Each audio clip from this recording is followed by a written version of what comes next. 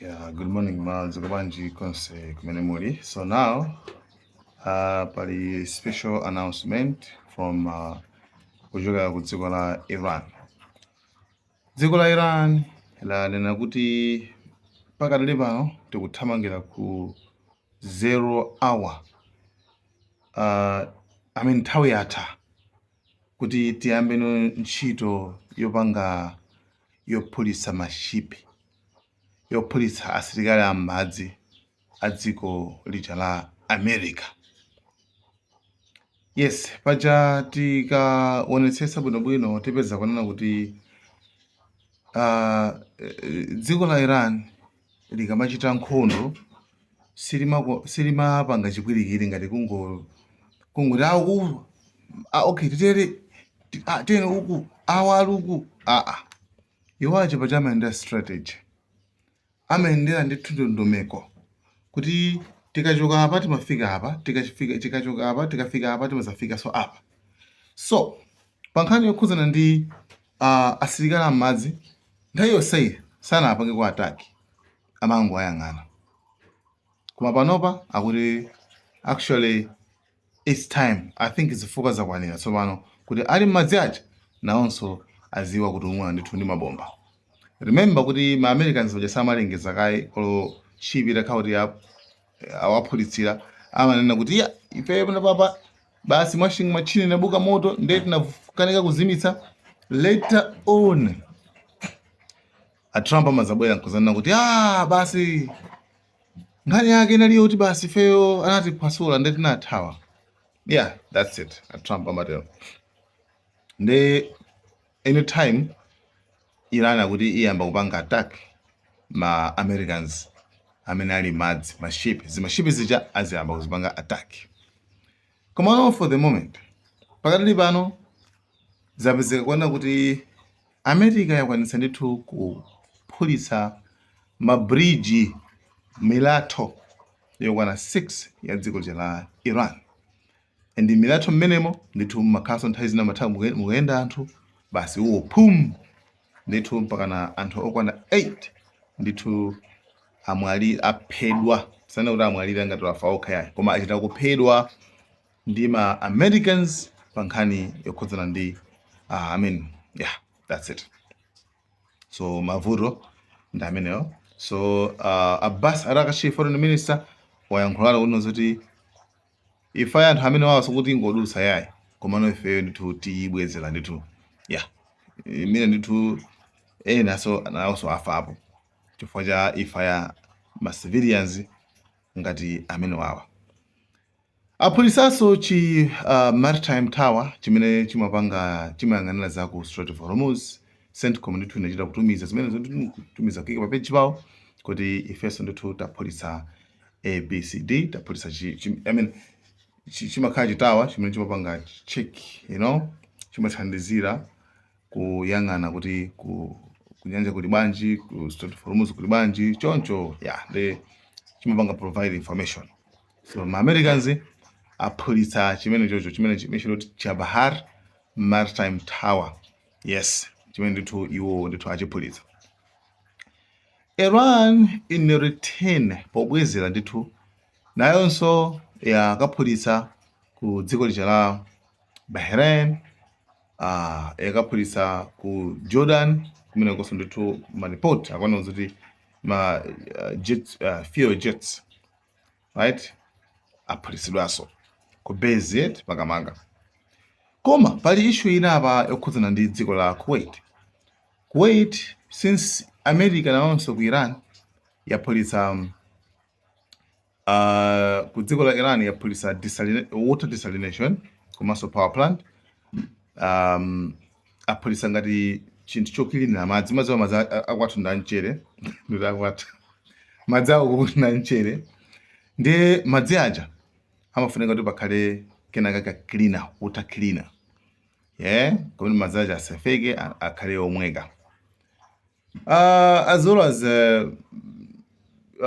power plant inaso ngati tene kuti chana kuti titha kuti ngati machi transformer cha dera lina lake aphulisaso ndithu ma Americans amenewo kufuna kuona kuti akuti iwo amene analonjezera.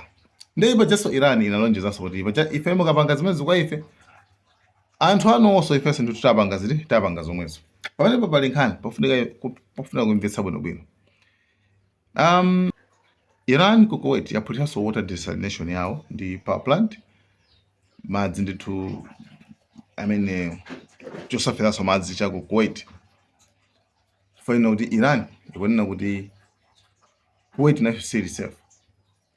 Okay, Kuwait maiko amene wawa akwati kuti they are complicit, akuyikapo dzanja, akuthandizira mu nkhondo imeneyi. Iwo akuthandizira, akupanga zinthu imene ndithu. Ndino komanso remember kuona zoti paja mataki amene wawa sukuti asilikali amachoka ku America, no, amachokera maiko mmene momwe. Amachokera mu Kuwait, amachokera mu Bahrain, amachokera mu chani. Ne iwowa akuthandizira. Ngati sakufuna awuze asilikali aku America, mwathu muno ayi nyamukani muzirani muzipita. That's all. Koma ngati mukuwalola kuti azichokera mwanumo ndikumakaphulitsa madzi uko, ndoti inunso muliso gulu lomwelo. Sometimes even iso pali report not even Qatar nayonso matumiza madrone awo, kamikaze drone. Yes, you see, that's why dziko la prime minister uja wa Iraq adapita kukakoma ndi Trump, anamuza Trump kuti mmene kuoneramu tungu asilikali anafunika atuluke mu Iraq, atuluke mutipatse ife makampani machani bola at least. Koma izo masunga asilikali mwathu anona ngati it's not necessary for Iraq ndi Iran ndi ubale wakulu kwambiri. Nakuza nkhani kuza ndi gas zulu. فهذه الزيارة لم تكن زيارة عابرة. This visit was not just like any visit. وإنما زيارة إعلان الشراكة اقتصادية. Rather, it's an announcement of economic partnership. تحدثت مع فخامة الرئيس. Where I talked to His Excellency. 30/9 سوف تخرج القوات الأمريكية. By 30th of September, the U.S. forces will be out of Iraq. وسوف تدخل الشركات الأمريكية. While the U.S. companies will be inside Iraq. ودائما تخلق العلاقة المجتمعية هي الشراكة الاقتصادية وليس العسكرية. The social relations is about like economy, it's not like about like military relations. Zulu mene amathandizira nkhani ya gas, right? Nesakufuna kuti pakhale sakufuna kuti Americans azigwisa ntchito ma base a Iraq kupanga attack Iran, singagwire ndipo anakanizatu. So the same thing, Kuwait, Bahrain, Oman, Saudi atapanga zinthu zomwezo ngati sakufuna kuti mavuto awo awachoke. Chifukwa pano baba pamene pali nkhani yaikulu kwambiri. Nde even Professor Muhammad Marandi anayankhulanso kuti no, these guys anthu amene sakuti sinawonso ali ndi abwinobwino yayi, nawonso akutengapo mbali, right? Akumatenganso mbali pofuna kuwononga ku dziko la Iran. The only thing I can add is that if this war continues, then I think it's going to be much more problematic than just U.S. bases in the region. If the United States indeed carries out its threats against Iran, we saw Trump's interview where he threatened to destroy Iranian bridges and Iranian electrical power plants.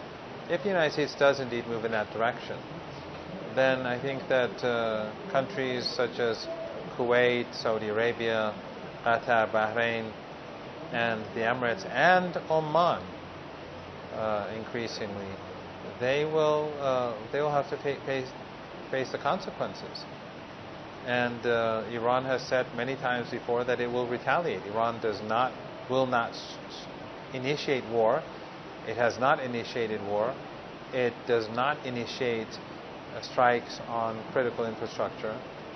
But if Iran's critical infrastructure is targeted, Iran will swiftly destroy the critical infrastructure of these regimes. And all of their assets are right alongside the shores, very close to Iran. And these are desert countries.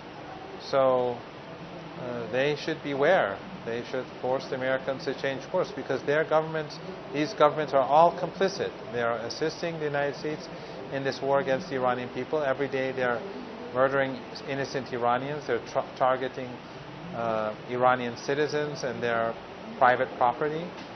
So if Iran's electrical power plants go, the electrical power plants in these countries will go. Their oil assets will go. Their gas assets will go. And immediately people will have to leave. I warned people on your program in these countries during the 40-day war. Now it's even more dangerous because we are in the height of summer. It is July and the weather in the Arabian Peninsula is very difficult. It's hot and humid. And so these governments would collapse if Trump pushes the region in that direction. And of course it will lead to a global economic catastrophe that is unprecedented. And we're not very far away from such a situation because the 4 months that where the products from this region could not go through the Strait of Hormuz, they have not, those shortages have not been reversed during the short period of time when we had the MOU being partially implemented until the United States ultimately violated all of it. So these are very dangerous times, and I think that the regimes in these countries should take the situation very seriously, much more seriously than the Ramadan war, much more seriously. Because again, if Trump really does go after Iran's critical infrastructure, have no doubt that Iran will be forced to retaliate. And during this time of year, it would mean the end of these countries. Yeah. So then tipite ku pa Strait of Hormuz. Okay, izo nditwa mabomba kuphulisana, right? Even Iran also apulisa even radar tower so ku Bahrain so nawo so apanga somwezo zimene apanga ku Iran. Chabwino. Tikabwera ku Strait of Hormuz. Strait of Hormuz nakonso ndithu tinakamba nthawi inakona kuti Iran sikufuneka kuti iphwasule mashipi wonse. No. Iran ikangonyetsa awiri atatu alisazi zoti simalo opita. Chabwino. Spokesperson wa CENTCOM anabwera pa TV ndikumayankhula kuti zoti osadandaula guys. Ukuku kwatsegula alisakhoza kudutsa anatero Traffic continues to flow through the Strait of Hormuz. Let me say that again. Traffic continues to flow through the Strait of Hormuz. It is open, and a number of commercial ships have used it in just the last 7 days. And they continue to use it even as we speak, and largely because of the work that the U.S. military has done in clearing mines and ensuring that the pathways are safe and available for free and open flow of traffic, which includes ships carrying global goods and energy supplies that are vital for both the region and the global economy. Koma mashipi mena kuzana muti sakudutsabe. Mashipi sakudutsabe. A Trump anauza kwenu zoti ndirankana afisa Trump urakulu banje mukuti it's open. Banje mukuti it's open. Pamene tikamaona parada pangodusa kwa mashipi osawana 10. Osawana 10 amene kudutsa. Ne Trump akuti ife ndiotsegula amene akufuna kutsudusa akhoza kudutsa. You understand? Si pa Iran boka yayi. Fa amene akudutsa onda Iran. Ndakuti ife Iran datsekera. Ngati simukudutsa amene sakudutsa ndizako koma ife tatsegulapo. Doesn't make sense. Sizikupereka sense. Shipping data trackers indicate that just 10 vessels passed through the Strait of Hormuz on Monday, less than 10% of what normally goes through this critical waterway. When you say the strait is open, what do you mean? It's open if people want to go through it. We're not opening it for Iran. That's the only one it's closed for. It's closed for Iran, both in and out, but it's open now. A lot of things have happened, Trey, in the last few months. Pipelines are being built. We're coming up with great alternatives, including Texas, including Alaska. So, machidule patsekedwa. Chifukwa amene in control ndi dziko la Iran. Iran ikatatseka alisama zizrai atseka abantu pati tsabite. America ingoti tatseka That's a good argument. It's a gear. Guys, thank you so much, Malawi and Cameras.